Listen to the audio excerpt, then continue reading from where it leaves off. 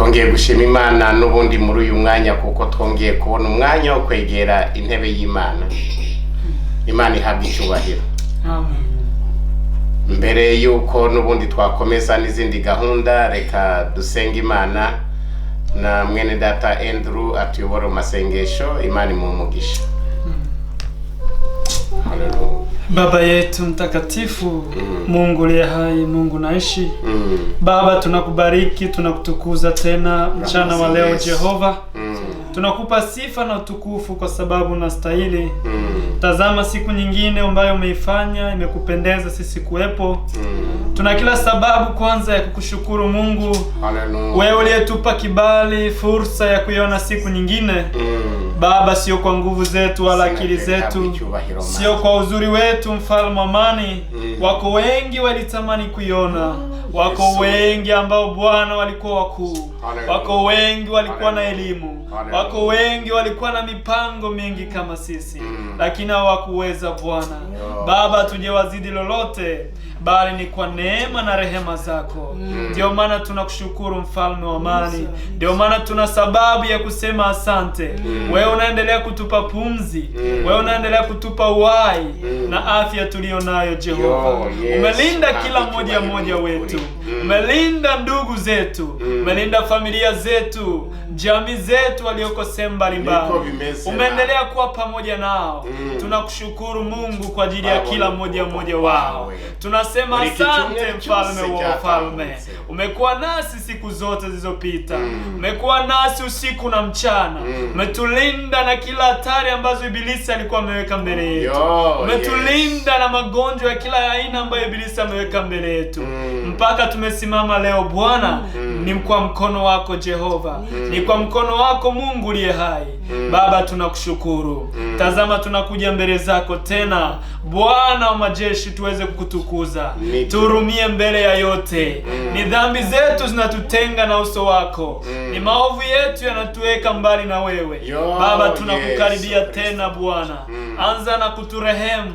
Anza na kutusamehe Papa. Popote tumeenda kinyume na mapenzi yako, popote pale tumeenda mbali na maagizo yako, kwa mawazo yetu, kwa fikra zetu, kwa nia zetu, Baba, ni vingi vinatuweka mbali nawe. Tunaomba uturehemu. Rehemu kila mmoja wetu. Tusamehe, utuoshe Kristo kwa damu yako ya thamani. Damu yako ilimwagika pale msalabani, ituondolee uovu wote, uasi wote ulioona ndani yetu, katika jina la Yesu Kristo wa Nazareti. Baba, ukishaturumia, karibu uje pamoja nasi. Njoo tuongoze mfalme wa amani. Tunapoanza ibada hii Bwana, uanze nasi. Vipindi vyote tunavikabidhi mikononi mwako. Tunaalika Roho Mtakatifu, njoo tuongoze katika nyimbo. Roho Mtakatifu, njoo tuongoze katika neno. Tujifunze kutoka kwako, tuweze kuimarika kiroho, tuweze kusimama imara. Baba, tunaalika malaika zako, makerubi, maserafi, wawe pamoja nasi katika nyimbo. Wewe ni Mungu umeketi mahali pa juu sana. Wewe ni Mungu ambaye unaabudiwa usiku na mchana. Tunaungana na malaika kukuabudu mahali hapa, kukutukuza Mungu wetu uliye juu ya vyote. Baba yetu uliye juu ya vyote, tunakushukuru kwa wema na fadhili zako. Uwe nasi Bwana, utuongoze. Pasipo wewe sisi hatuwezi. Njoo katikati yetu Bwana. Njoo tuongoze mfalme wa amani. Tunasimama kinyume na kila mipango ya ibilisi katika jina la Yesu Kristo. Kila nguvu za giza zikashindwe, kila kusudi la adui likashindwe katika ibada, katika jina la Yesu Kristo. Bwana, anza nasi na umalize nasi. Tunakushukuru Mungu kwa sababu wewe umesikia na unaenda kujibu. Ni katika jina lako Baba na Mwana na Roho Mtakatifu. Amen. Imana ihabwe icyubahiro. Nubundi reka dukomeze turirimbira Imana. Namwe abari kuri Facebook live muhaguruke turirimbira Imana. Nagakorasi namwe mukige mukamenye, kandi aya makorasi menshi dukunze kuririmba na makorasi tuba twihimbiye. Muzajye muyarimba no mu masengesho mugenda mukora hirya no hino, kugira ngo ubutumwa bw'ijambo ry'Imana bubashe kugenda neza.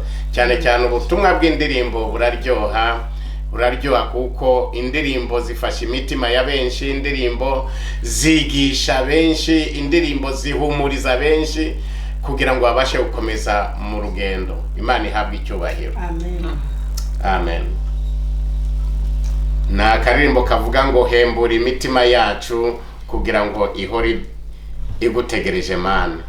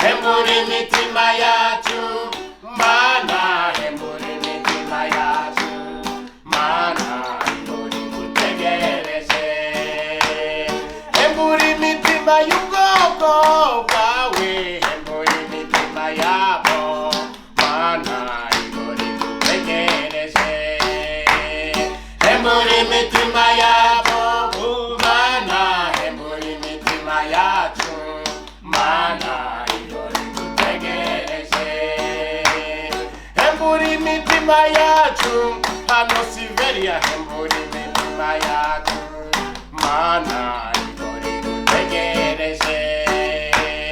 Hembura imitima yacu mana, hembura imitima yacu mana ihora igutegereje. Hembura imitima yabo mu Afrika, hembura imitima yabo mana ihora igutegereje. Hembura imitima yacu mana, hembura imitima yacu mana ihora igutegereje. Hembura imitima yabo mu Buraya, hembura imitima yabo i Buraya ihora igutegereje. Hembura imitima yacu mana, hembura imitima yacu mana ihora igutegereje. Hembura imitima yabo mu Amerika, hembura imitima yabo mana ihora igutegereje. Hembura imitima yabo mana, hembura imitima yabo ndakwinginze ihora igutegereje. Hembura imitima yacu ndakwinginze, hembura imitima yacu mana ihora igutegereje.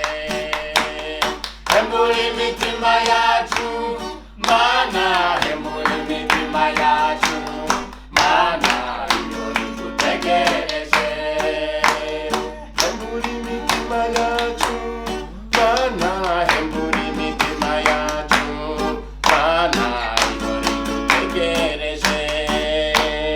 Hembura imitima yacu mana, hembura imitima yacu mana ihora igutegereje.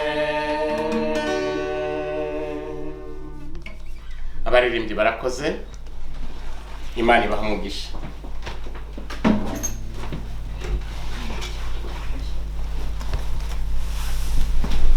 Ngo hembura imitima yacu mana, kugira ngo ibashe guhora igutegereje.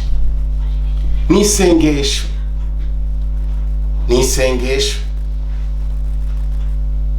Hembura imitima muri iki gihe cya none. Hembura imitima kuko benshi barananiwe. Hembura imitima yabera kugira ngo ihora igutegereje. Imana ihabwe icyubahiro. Amen. Yesu ashimwe. Amen.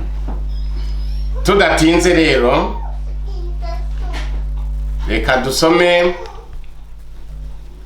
ijambo ry'Imana mu gitabo cya Yona.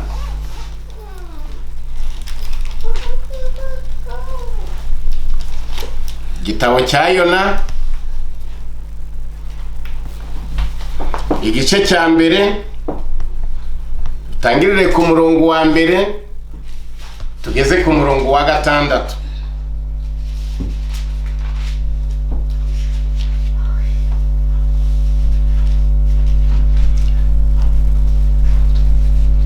Iryo jambo ritwereka ko ari ntaho ushobora guhungira Imana. Ritwereka ko ari ntaho ushobora guhungira Uwiteka. Yesu ashimwe. Amen. Ibyo wakora byose, ibyo wakwibwira byose, ntaho ushobora guhungira Uwiteka. Reka dusome Yona igice cya mbere ku murongo wa mbere tugeze ku murongo wa 6. Haravuga ngo Yona yanga gutumwa, umuyaga ubakubira mu nyanja. Nowa yanze kugira ute? Yona yanze gutumwa, Imana yohereza umuyaga aho yaragiye guhungira, ntiyanahagera. Kubera iki?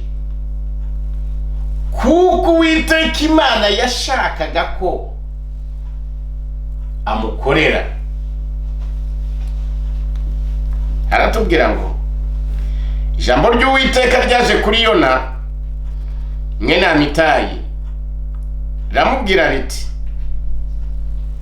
haguruka ujye i Ninewe, wa murwa munini, uwuburire kuko ibyaha byabo birundanije bikagera imbere yanjye. Ariko Yona arahaguruka ngo acikire i Tarushishi, ahunga Uwiteka, amanukana i Yopa, abona inkuge ijya i Tarushishi, maze atanga ihoro cyangwa yishura ubwato, ajya mu nkuge ngo ajyane n'abandi i Tarushishi, ahunga Uwiteka. Maze Uwiteka yohereza umuyaga mwinshi mu nyanja. Mu nyanja haba ishuheri ikomeye, inkuge yenda kumeneka. Abasare baterwa n'ubwoba, umuntu wese atakambira ikigirwamana cye. Ibintu bari batwaye mu nkuge babijugunya mu nyanja ngo boroshye inkuge. Ariko Yona we yari mu nkuge hasi cyane, aryamye yisinziriye. Aryamye agize ute? Yisinziriye. Nuko umutware w'inkuge aza aho ari, aramubaza ati, wabaye ute wa munyabitotsi we? Byuka utakira Imana yawe, ahari Imana yawe yatwibuka ntiturimbuke. Imana idufashe kandi tugirire neza. Murumvira ijambo?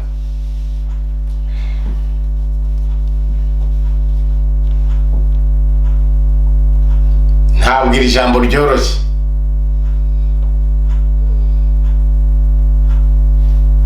Wowe hari igihe ushobora guteza ikibazo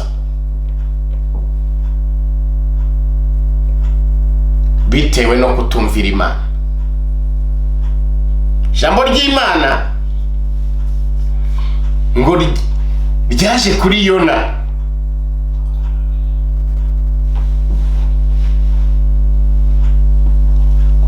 Ryaje kuri Yona ari Uwiteka ubwe umwibwiriye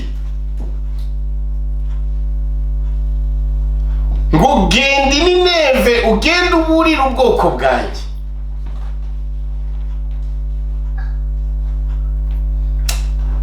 Abandi nyamara baba bafite umugisha.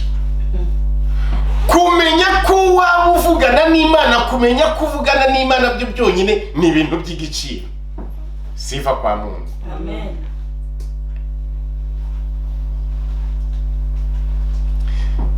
Imana ivugana nawe, ariko ndatekereza jewe bitewe n'ukuntu Yona yarazi Nineve ukuntu hameze, yagize ubwoba. Kubera iki?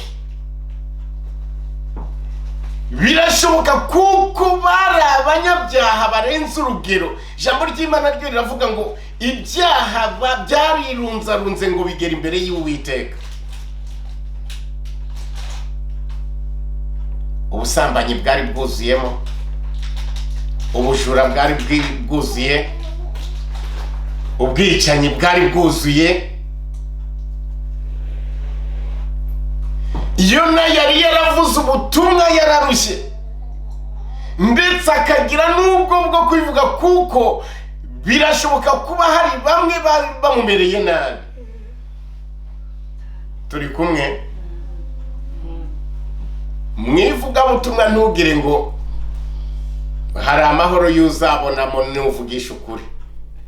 Nubu umunyakuri niba utegereje amahoro ntabwo uzayabona. Yonarareba atekereza uburyo Uwiteka mubwiye ngo ajye kubwiriza Nineve. Aho yaravuga ati oya, aho kugira ngo ngeze Nineve ahubwo Uwiteka ndamuhunga. Guhunga nde? Ntabwo ari Pascal ubuhunzi, ntabwo ari umwana w'umuntu ubuhunze, kuko aho uhungiye naho Uwiteka. Naho ni kwande.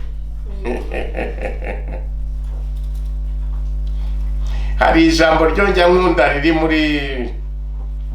muri Zaburi,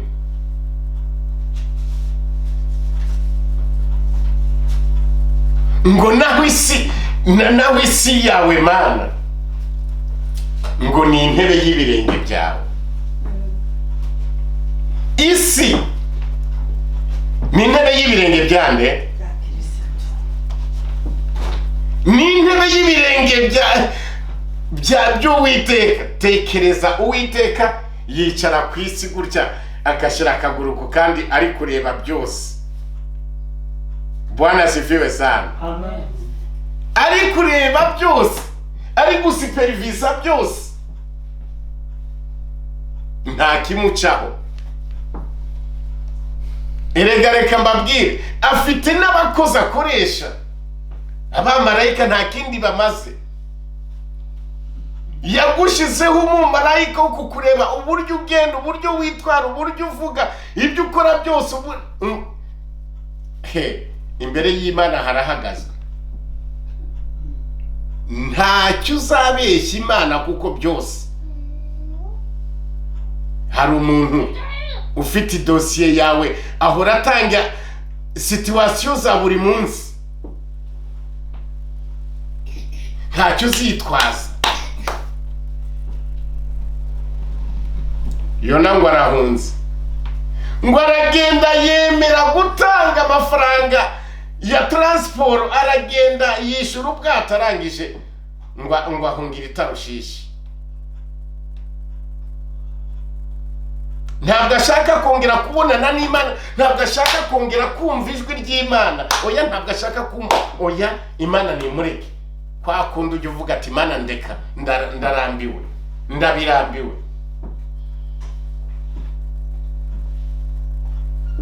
Kwa kundi bamwe bajya bavuga ati sinshaka ijambo ry'Imana, sinshaka iby'Imana.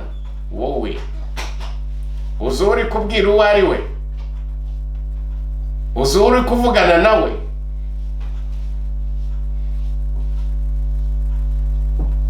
Ndakubwiye ngo ntabwo byoroshye.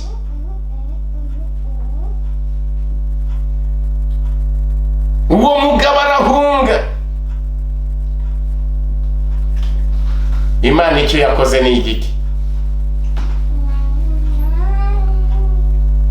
Uriya Yona ninjye wamuremye, ashaka kundeba mu bwonko buretse nkwereke.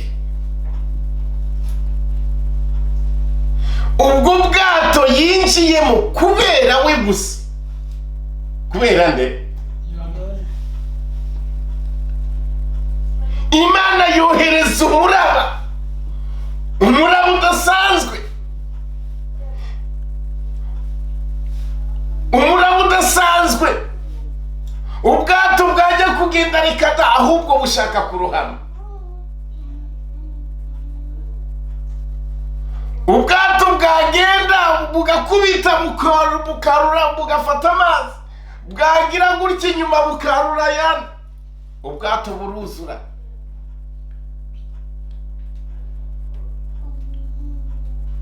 Abo bantu bajya babita abapilote babutwara, baravuga ati ibi bintu ni ibiki, tugire dute? Turapfuye, birarangiye. Ari ngo bashatse no kujya hariya imbere byibura ngo basubire iyo bavuye, biranga. Bigira ute? Biranga. Apana gukina n'Imana. mwambie ndugu yako usicheze na Mungu, kuko nukina n'Imana izakwereka ko ari Imana, nukuri izakwereka ko ari Imana.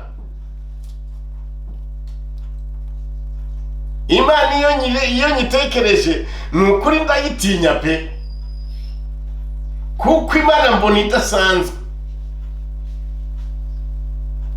Arangije kuko yarangije kwishura ubwato ngo arigendera ajya munsi.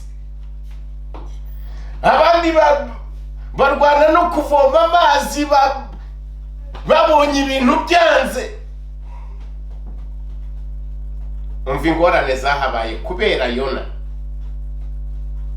Bafata ibintu byari birimo muri ubwo bwato byo bari bavuye guhaha, bagiye kubicuruza ibindi ayiwe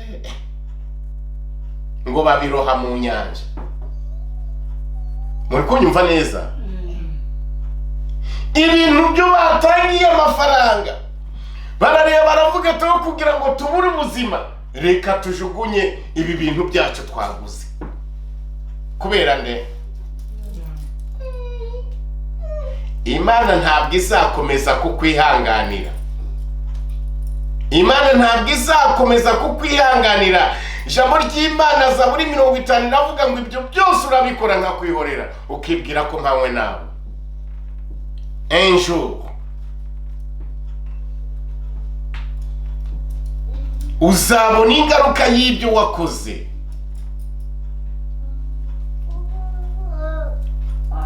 Ubwato ngo bwari bugiye kumeneka, ibintu barangije kujugunya, reka da umuyaga urangura komeza umuyaga.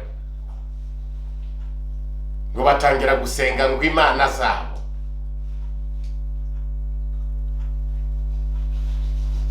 Ngo batangira gusenga iki?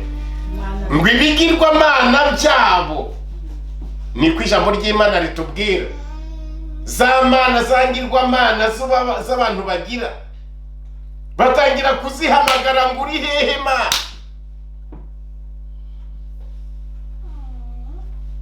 Haravuga ati tubigenze dute ko bimeze nabi?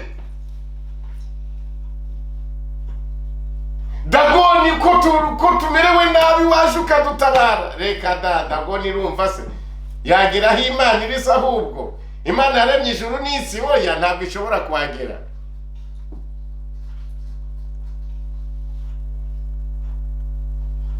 Hari abantu bajya basenga ngo Imana ya data, ngo Imana ya sogokuru nde? Barakubeshye. Ariko kubera ko ushaka gusenga guhamagara Imana wageze mu byago, wayisenga hakiri kare ukabana nayo ukaba inshuti ye. Nyamara wamara kugera mu ngorane, wamara kugera mu byago ati Imana ngwino ntabare. Oya, Imana igufashe kandi kugirire neza. Imana igutabare. Ni igiki cy'Imana yakoze? Imana yakoze ikintu kidasanzwe.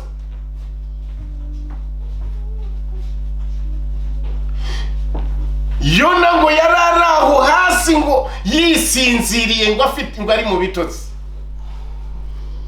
Abandi bari kurwana n'ibibazo by'umuyaga, naho ako kagabo kiryamiye iyo munsi. Bengine wanafanya kazi lakini unajiraria. Kandi nguru umuntu w'Imana, nguru umukozi w'Imana. Wahehe. Oya, nyamara uri kwibesha. Hauko mtumishi wa Mungu. Hauko mtu wa Mungu kabisa. Ntacyo uzitwaza nk'uko Yona atagize icyo yitwaza imbere y'Imana ngo baranyica bakwice. Ariko ndizera ko niba ari Imana ibigutumye ntabwo bapfa kukwica. Sifa kwa Mungu, kuko buri mu butware bw'Imana. Imana ibigutumye ibiza uburyo igomba kuguproteja. Nta muntu ushobora kugukoraho niba ari Imana yavuze. Niba ari Imana yavuze, keretse ni witumiriza.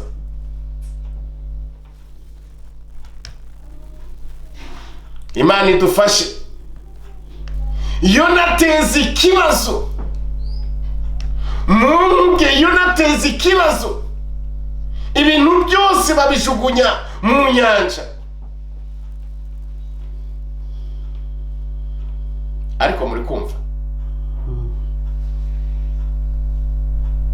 muko mnasikia mzuri, ateza ikibazo, ibintu byose babijugunya mu nyanja byo bari batanze amafaranga.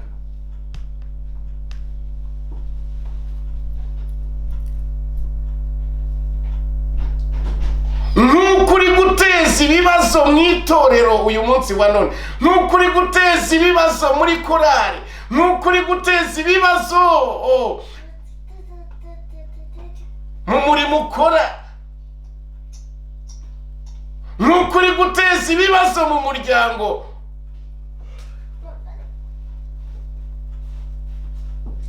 Ni akaga gakomeye. Yona ateza igihombo mu bantu bose bari baguze ibintu byaho ngaho byose.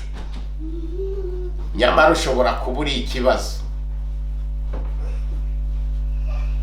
ushobora kubura ikibazo kandi nyamara wisubiyeho byaba ari byiza.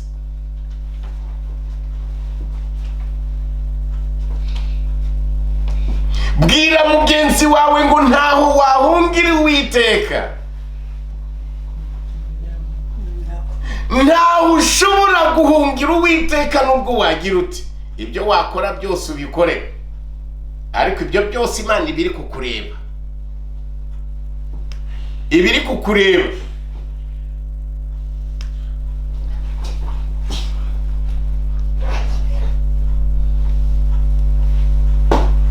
Abagabo bahamagara ngo ingingo ibigirwamana byabo wapi biranga, barasenga biranga. Bari bategereje kugira ute? Gupfa, kuko ngo ubwato bwari bugiye kumeneka. Ngo icyo nyir'ubwo bwato, umushefu w'ubwo bwato yakoze ni iki? Ngo yaragiye asanga kari akagabo ka Yona kari karyamye iyongo cyane, ngo iyo hasi cyane. Baramubyutsa ngo aramubwira ngo wabaye ute ngo wakanyabitotsi we, wabaye ute wa munyabitotsi we, uraryamye ibyo twakoze byose wiryamiye, wari uri gukora iki wowe? Ubu tugiye gupfa ari kandi nyamara wowe wari wiryamiye. Imana idufashe kandi Imana itugirire neza. Ni igiki cyakozwe? Tekereza. Ariko nawe reka nkubwire nkuko yavuze, wabaye ute? Wakwisubiyeho, kandi ubutisubiraho bubyara ububwa. Ijambo ry'Imana riravuga ngo nzabahana, niba mudashaka kumva ibyo mbabwira nzabahana, mbishyira imbere yanyu uko bikurikirana.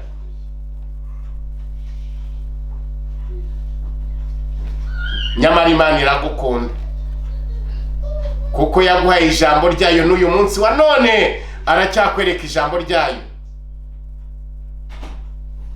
Uyu munsi wa none ubutumwa buri kuvugwa ku mpande zose, ubutumwa buri kuvugwa kuri za YouTube, ubutumwa buri kuvugwa kuri za Facebook, ariko ukanguka iziba amatwi. Yona ngo ntacyo uri kumbwira.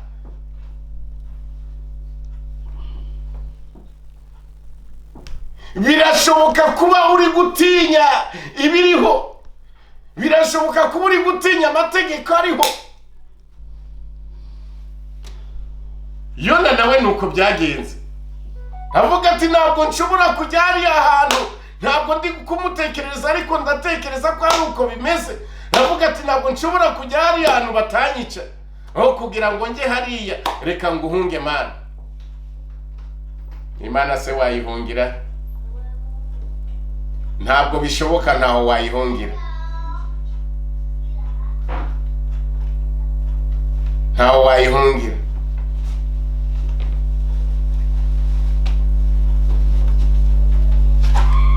Ijambo ry'Imana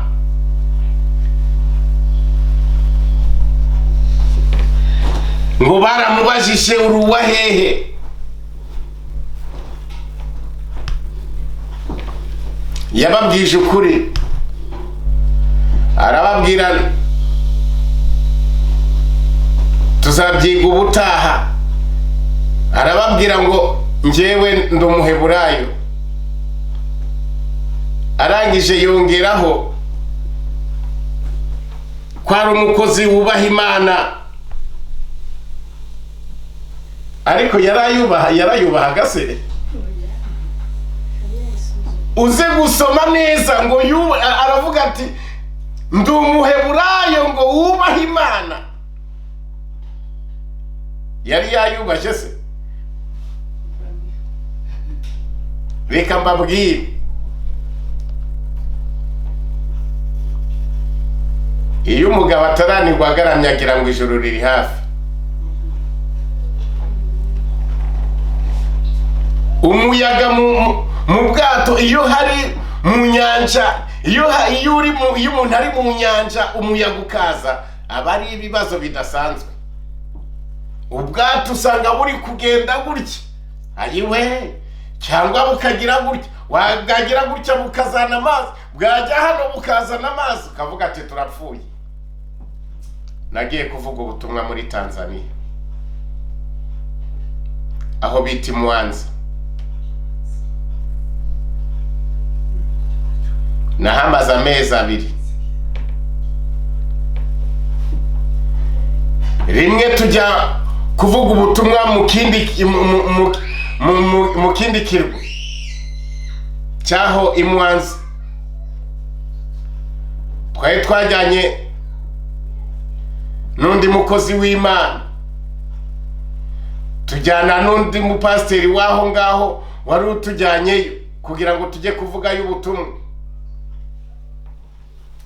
Bwari ubwato bunini cyane butwara za bisi zigeze kuri 20, kandi izo bisi zuzuyemo abantu.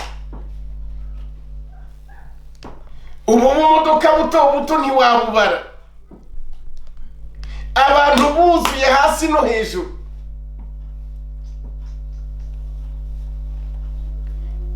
Icyakurikiyeho ni igiki? Nukuri ubwato bufite ibyuma, bufite za shimeri, bifite na bureba za busore, niba bari kujya iburyo cyangwa ibumoso cyangwa ibyuma byose biri kuri tableau de bord. Umushoferi akajya kugonga ikibuye agakata cyane. Umuyaga uraza ushaka kumujyana aho ushaka. Ngiye mbona umugabo umwe wo muri ubwo bwato afashe jirara yambara. Ndavuga ati rero humura, nanjye ntabwo nshobora kuberaho. Nanjye ndagenda mfata jire nyambika umuntu twari kumwe. Ndangije nambika na pasiteri, nanjye ndangije ndiyambika. Ntabwira ati iyo wambaye iyi jire ntabwo ushobora kurohama. Ni ukuvuga ngo ubwato bushobora kurigita munsi, wowe ugasigara ureremba hejuru nubwo waba utazi koga. Abantu rero bakaba bashobora kuza bakakwarura, cyangwa niba hari n'indege zikaza zikakwarura za helikopteri, ugafata umugozi nuko zikakujyana hirya. Hasi umuyaga udasanzwe. Umva, pasiteri aravuga ati tuombe Mungu. Atangira gusenga Imana ye yo muri Tanzania, natwe dutangira gusenga Imana yacu yo muri Afurika. Ayiwe, Uwiteka Yesu we, ngwino tugirire neza. niba dutashye dutahe mu mahoro. Mana turapfuye, bintu dutabaye. Mbese uyu muyaga ninde wawuzanye? Mana turapfuye. Ayiwe, Mana tubabarire ibyaha byacu twakoze. Tubabarire, turakwinginze. Turataka. Abari abisiramu ati Allahu Akbar. Allahu Akbar. Allahu Akbar. Ibintu byose abambaye amashapuri sinakubwira barayasenga. Umva, nta n'umwe utarasenze icyo gihe. N'utarufite Imana yarayisenze. Ayiwe, Mana we, uko umuntu yari yizeye ahamagara iyo Mana ye. Mana tutabare, tugere ku nkombe, kuko Mana turapfuye birarangiye. Ayiwe, ubwato bukagira gutya, niko buri kugenda. Mana we, tugiye kubona si twe twabonye. Tugeze ku nkombe. Umva, icyato bateretse ikiryango aho ngaho ku nkombe. Bisi bari barangije kuzatsa kera. Buri bisi, buri modoka ihurudukamo kugira ngo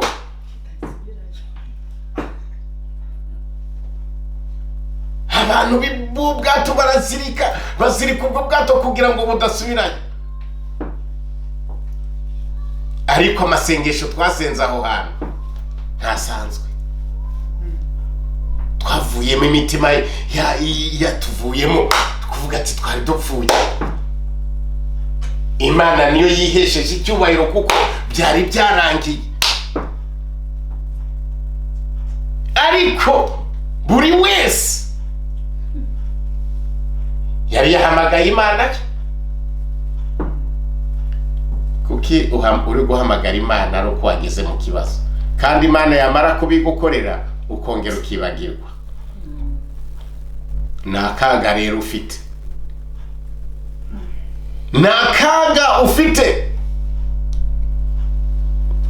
kuko Imana igiye kugera igihe itazabyihanganira, kuko wanze kumva ntiyanze no kubona. Imana yaguhaye igihe cyo kwitegura. Imana yaguhaye igihe cyo guhindukira. Imana yaguhaye igihe cyo gukora.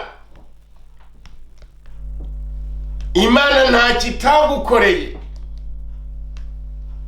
ariko uranga ukagoma.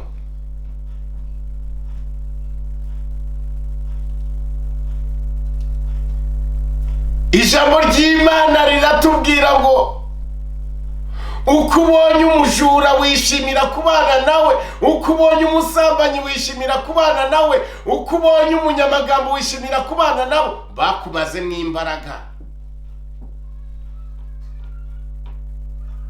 bakumaze mu ubwenge bw'Imana.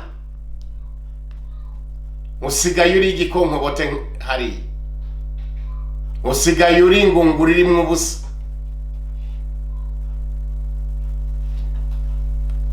Ni ibyago bikomeye, ni ibyago bidasanzwe.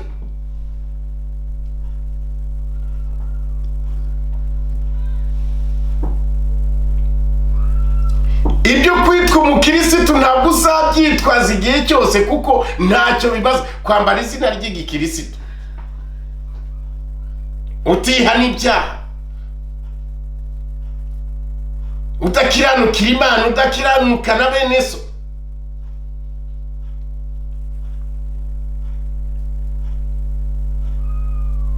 Ni akaga kariho. Abakirisitu benshi baraguye muri iki gihe cya none. Abantu benshi baraguye. Abitwa ngo n'abakozi b'Imana baraguye. Ukuri kwabuze muri bo.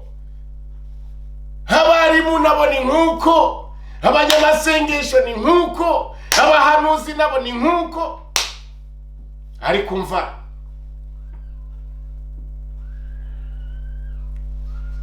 iyaba wari uhagaze kuri Yesu wenyine, iyaba wari uhagaze kuri Kristo wenyine, icyo nicyo cyangombwa. Iyaba wari uri muri Kristo wenyine,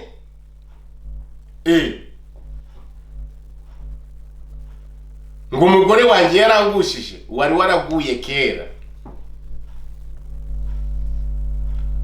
Umugabo wanjye niwe watumye ntasenga, wibeshya, wari waraguye kera. Abana nibo batuma ntasenga, oya, wibeshya. Umuntu umwe yigeze kwitwaza iby'abana, Imana iravuga ati none reka mbakwake kugira ngo ubashe kubona ibihe byo gusenga, kuko igihe utari ubafite warasengaga.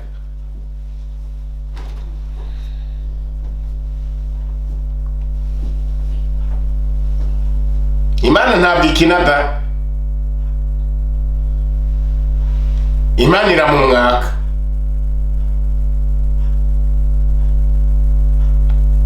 Niba Imana yaramuguhaye akaba ari umugisha, uyu munsi wa none ukaba utari gushobora kujya gusenga ngo kubera uwo mwana, okay, reka mwisubize noneho. Waba uhombye, waba wungutse. Ujya wigira icyo witwaza.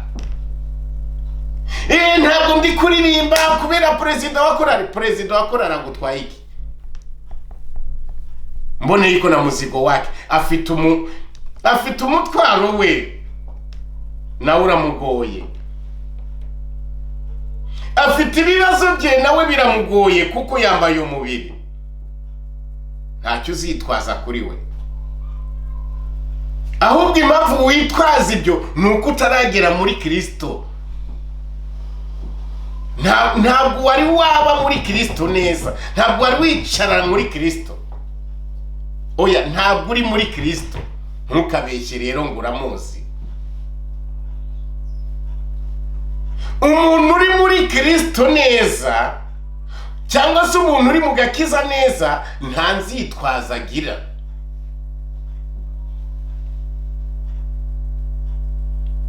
Amategeko ya gutya avuga gutya na gutya, amategeko ya leta avuga gutya na gutya. Ariko abantu bamwe twigeze guhura baravuga ati amategeko, none niba tutubaha amategeko y'abisi tuzubaha y'ijuru? Reka turebe abakiranukiye Imana ba kera bahuye n'ibyo bibazo byo guhura nabyo uyu munsi wa none. Paulo na Sila baramukubita ngo bagere igihe cyo kumashwanyaguriza w'imyenda. Bari bakoze iki? Bari kwa amefanya nini Paulo na Sila? Paulo na Sila bakoze iki? Barabakubita barangije, si n'ibyo gusa, ngo babajugunya no mu nzu y'imbohe. Barangije ngo barindisha abasirikare.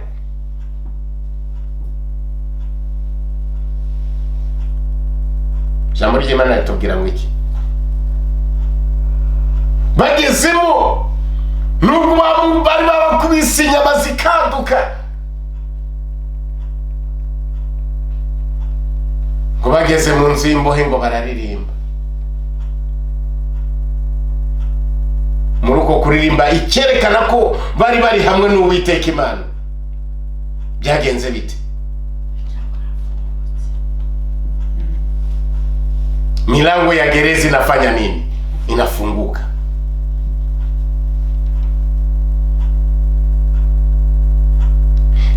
Ariko Imana irabareka, Yesu arabareka bavuga, barabakubita. Turi kumwe?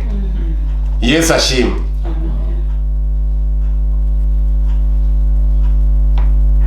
None se niba bababwira ubutegetsi buravuze ati ntimwongere gusenga, mwebwe mukajya gusenga, bari mukuri? Ntabwo bari mukuri. Bako mkweli wala habako mkweli.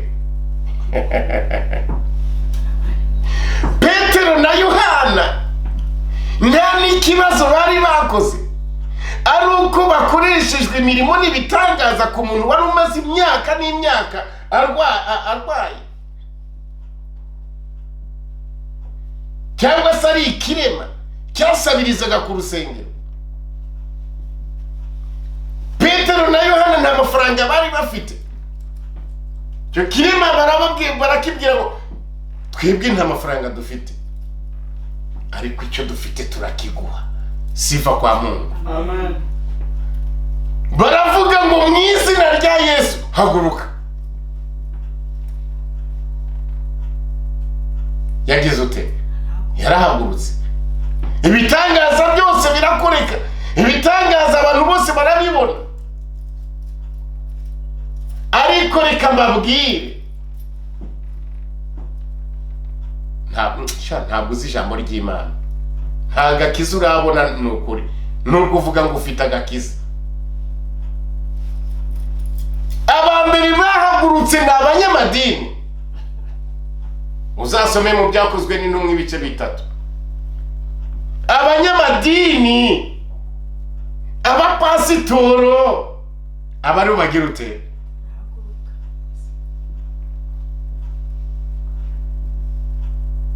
Barwanya Petero na Yohana, bitwaje bari hamwe n'abafarisayo n'abanditsi. Kubera iki mwakoze ibi ngibi? Bari bakoze ibibi se? Bari bakoze ibibi? Balikuwa wamefanya mubaya.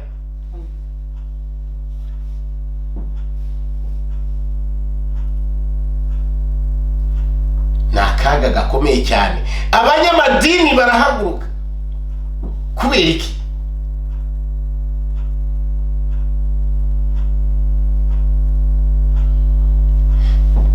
Petero na Yohana baravuga ngo ariko muri kutubaza iki? Muri kutubaza kubw'uyu muntu yari amaze imyaka n'imyaka ari ahangaha. None turabazwa uko yakize. Ntabwo twebwe twari dufite ubushobozi. Ntabwo twebwe ari twe twari dufite ubushobozi. Umva, kuko bari bashize amanga, kuko bari baramaze kubona umwuka wera, bavuze ijambo rikomeye. Hari igihe mvuga abantu bakavuga ngo sinzi uko bimeze, cyangwa se abandi bakavuga ati ahari umenya ubuvuzi ukarenza. Ariko Petero na Yohana baravuga ngo twebwe nta n'imbaraga twari dufite zo gukora ibi ngibi, ariko wa wundi mwabambye mwebwe, wa wundi mwabambye mukamwica. Iryo jambo waribwira abayobozi. Unaweza kusema wewe ngo wa wundi mwabambye mukamwica, nyinyi muri musariti, munamutia msalabani, ule ndio mwenye anatenda ile miujiza. Bwana asifiwe sana. Amen.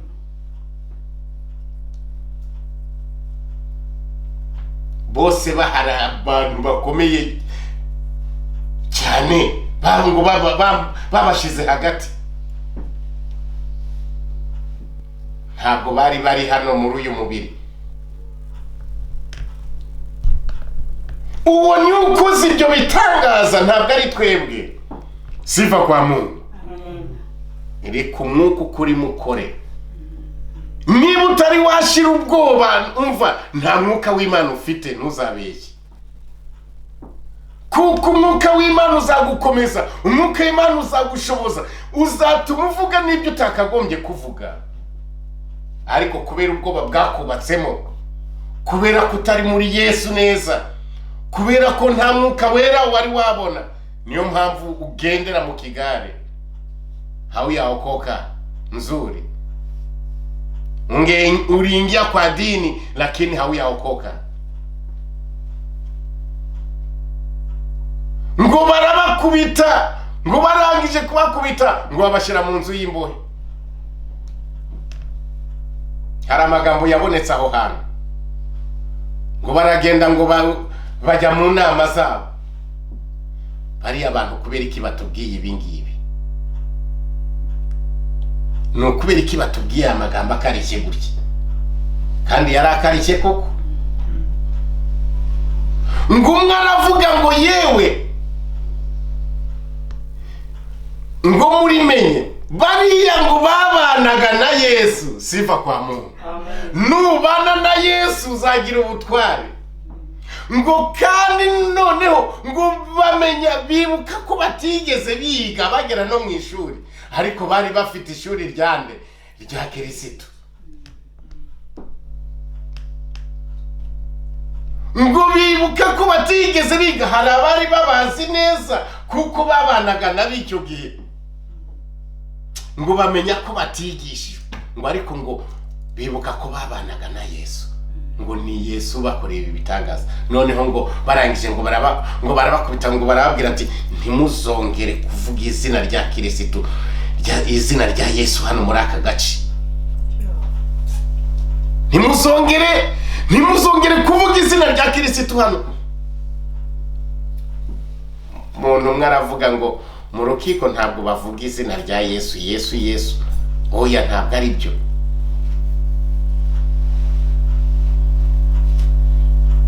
Ntabwo ndaceceka, ariko erega iyo uri mu Mana neza, Yesu amara ubwoba. Bwira mwene so ngo Yesu amara ubwoba. Anakutosha ndani ile woga yenye unakuwa nayo, unakuwa suja. Bwana sifiwe sana. Amen. Barabyihanganiye, ahubwo bakoresha agati mu ntozi. Bavuze irindi jambo rikomeye cyane. Ayo magambo abiri yari amagambo adasanzwe, nkaho bavuze ati nimushaka mutwice, n'ubundi ntacyo twaramiraga. Nuzabona umuntu ufite ubwoba se, oya we kuzajya uvuga ibi ntabwo ari byiza, wibwira oya. Niba umubwiza ukuri, mubwiza ukuri. Niba ufite fact, niba ufite mact, we kugira ubwoba. Baranyica ndapfa, nushaka upfe. Petero na Yohana babasubije ngo iki? Ngo bizerera inama ngo zo kubacecekesha ngo be kuvuga Yesu. Niba waramize Yesu ndani mwako, niba waramize Yesu mukuri, ntabwo ushobora kureka kuvuga Yesu Kristo. Icyakora niba ntacyo yagukoreye, ntabwo n'ubundi ntushobora kumuvuga koko. Ariko niba hari icyo yagukoreye, niba ari umwami wawe koko by'ukuri, niba ari umutima wawe koko by'ukuri, oya uzamuvuga, no gupfa uzemera gupfa. Yesu ashimwe. Amen. Nzitwazo zuzagira. Petero na Yohana baravuga ngo niba ari byiza kubumvira kuruta Imana, nimuhitemo.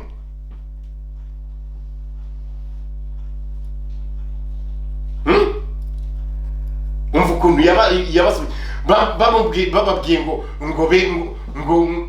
be kongera kuvuga izina rya Kristo. Barababwira ngo niba ari byiza kubumvira kuruta Imana, nimuhitemo noneho. Ngo kuko tudashobora kwiyumanganya kureka kuvuga izina rya Kristo. Wewe iryo warivuga wowe, gupfa kuvuga Yesu ashimwe kumunwa gusa, ukikutana na ile jaribu utafanya namna gani? Simama imara kama uko kwa msingi wa Yesu,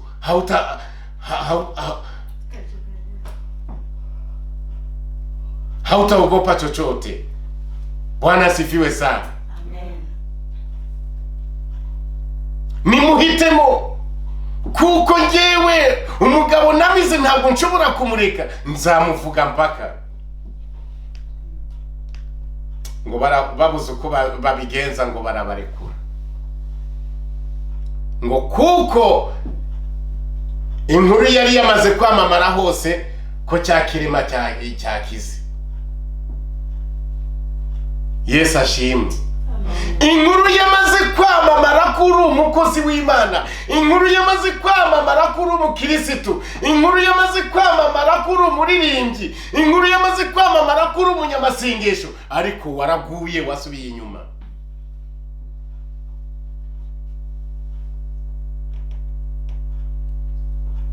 Yona kugira ngo yumvire Imana haravuga ati ndayihunga, ahubwo Imana urayihungira ishatse ko yagukora uko ishaka.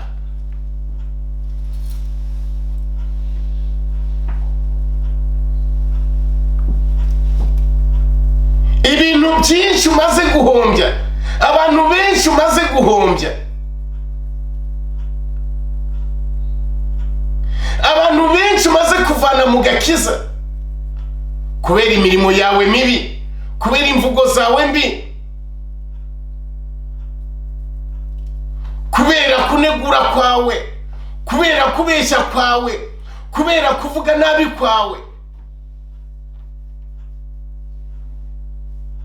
Yesu amaze guhomba abantu benshi kubera wowe, benshi wabasubije inyuma. Umva, ibyo ugiye kuzabibazwa n'ukuri, ibyo bintu ugiye kuzabibazwa, ubyumve, ibyo bintu ugiye kuzabibazwa. Wananiwe gukizwa, uri gukora ibyo wishakiye kandi kwisha mu gakiza ngo urakijijwe.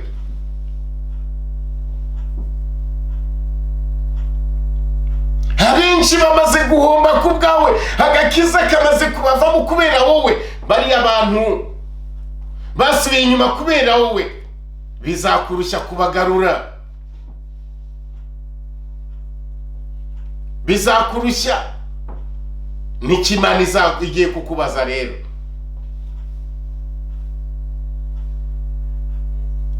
Icyo nakubwira nuko wagaruka hakiri kare ugasaba Imana imbabazi, Imana ikakugirira neza.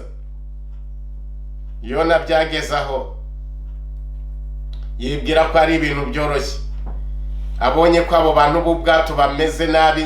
Tuzabisoma kwa gatandatu y'igitaha.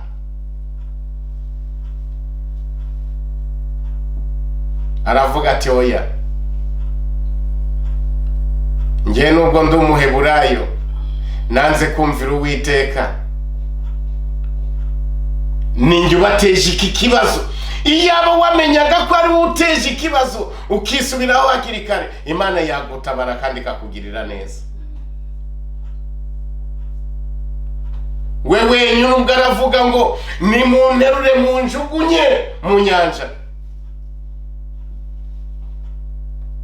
ubwato burahita butuza, inyanja nayo irahita ituza. Guteza ikibazo inyanja ikagira ikibazo, guteza ikibazo ubwato bukagira ikibazo, guteza ikibazo ibintu biri mu bwato bikagira ikibazo. Amafi yari yahunze, Imana igiye kubikubaza kandi nta rwitwazo ufite. Yona yibwira ko ahimye Imana, ariko Imana oya, ntabwo ari uko ikora. Imana ntabwo ari uko ikora.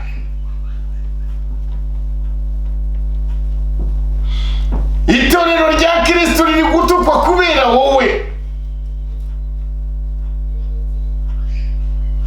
Abantu b'Imana bari gutukwa kubera wowe. Wabaye ikibazo nyamara ntiwabimenya.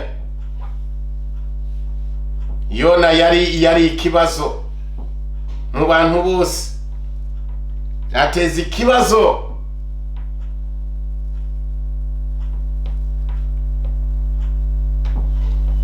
Abantu benshi barafunzwe kubera wowe, kandi ngo uri umuntu w'Imana. Wateje ikibazo, wanga guhagarara neza, none wateje ikibazo mu itorero. Amatorero ntabwo akiri amatorero, asigaye ari amadini, basigaye ari abakozi b'isi. aho gukorera Imana n'abakozi ba leta n'abakozi b'isi. Imana igiye kubikubaza, Imana igiye kubiguhora. Itorero ryagize ibyago kubera wowe, amatorero afite ibyago kubera mwebwe. Abari kwanga kwanamiza ngo bavugishe ukuri, ngo bakoreshe ukuri kw'ibyanditswe. Nakagombye kubabwira n'abandi, ntabwo ari ugusuzugura Imana. Reba ijambo ry'Imana uko rikubwira, aba ari ryo ukurikira, kuko ari benshi babizize. Ba Sadaraka na Meshaki na Abedenego bazize iki? Baravuze ubwo baturegeze, ubwo batureze mu gusenga. Ahubwo reka tubereke byagenze bite, biri kwa namna gani? Asenze cyane, bakinguye amadirisha y'i Yerusalemu, barangije barasenga sha. Kama mbaya ngoja sasa niombe basikie sasa. Ari wowe se uhagaze ute? Ibyo bikugezeho? Nukuvuga ngo nakazi kari gahagaze, nukuvuga ngo abantu bose bamugize ikivume, ntabwo yumvira leta, ntabwo yumvira ubuyobozi. None agiye gufungura n'amadirisha y'i Yerusalemu kugira ngo bumve noneho kumugaragaro. Ntabwo yavugaga buhoro we, ntabwo yasengaga buhoro, yaratabaza ati Uwiteka Imana, ndagushima kubw'ibi byose bibaye. Uzampa imbaraga niharamuka habonetse ikibazo runaka, uzampa imbaraga kugira ngo mbashe gukomera. Siva kwa Mungu. Amen. Wowe se bimeze bite? Ibyo bikugezeho ko bitarakugera hariko? Ndi gutangara akantu k'amafuti kari kuza ati oya ngewe ibyo rwose sinshobora kubikora. Ejo bundi ka corona karaza karabatitiza ati yewe ati ibyo ko bigutitije, ibiri imbere bigiye kuza uzabyifata mute? Muze twisengera Imana, katwisengera Imana. Abasenga musenge. Hari umuntu nabwiye ati wowe nuramuka uguye, wowe kugwa kwawe kw'isi yose ntabwo habuze abantu 500 bari bihana. Wowe rero nta kuwiteka ntacyo bitwaye. Ariko icyo nakubwira nuko utava mu byizero. Wowe urapfuye, hariya haravuka abandi.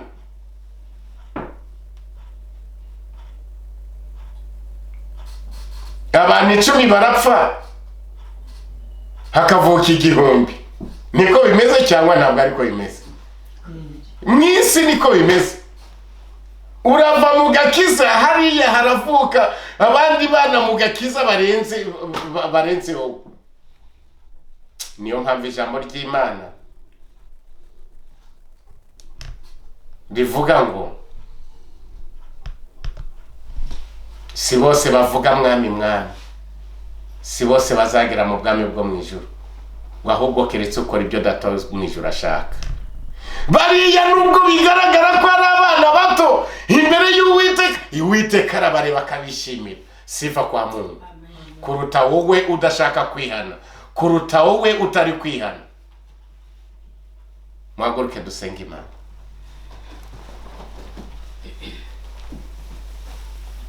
Icyakora haguruka ukorera Imana, kuko nudakorera Imana, Imana irazi kureho byose n'ibyo wari ufite byose, n'ibyo watekerezaga byose irabikuraho. Nukuri umva, irabikuraho. Ibyo wibwira byose irabikuraho. Hagarara neza.